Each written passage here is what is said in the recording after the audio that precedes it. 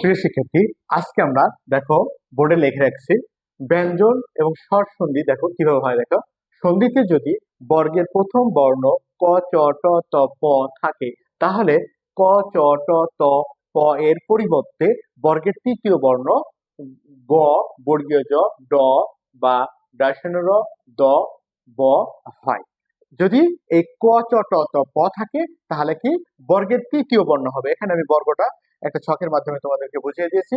এখান থেকে দেখো আমি কিছু এখানে শব্দ লিখবো, সেই শব্দ দেখে তোমরা আরো সহজভাবে বুঝতে পারবে।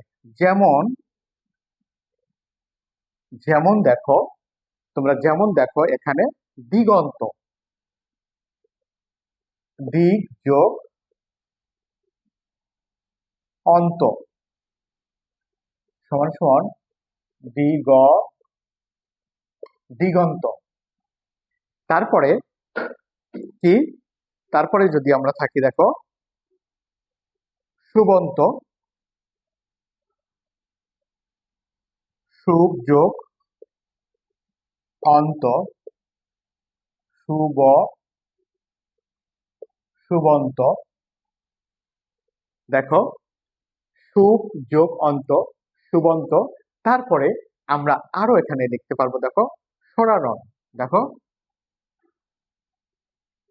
শট যোগ আ নন, স রা নন। তাহলে দেখো আমরা এখানে এই যে ক কয়ের পরিবর্তে এখানে এখানে গ আছে, দেখো কয়ের পরিবর্তে গ হয়েছে। দেখো এখানে প আছে, প এর পরিবর্তে ব হয়েছে। ট আছে, ট এর পরিবর্তে ডাশন্য র হয়েছে।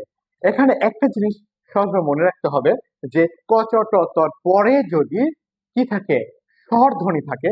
দেখো এখানে স্বরীয় স্বরীয় স্বরেয়া, যদি স্বর ধ্বনি থাকে তাহলে আমরা কি পাবো, তাহলে আমরা এই সন্ধিতে বর্গের প্রথম বর্ণের পরিবর্তে আমরা বর্গের তৃতীয় বর্ণ ব্যবহার করব। তৃতীয় বর্ণ ব্যবহার করলে আমাদের সন্ধি বিচ্ছেদটা সঠিক হবে।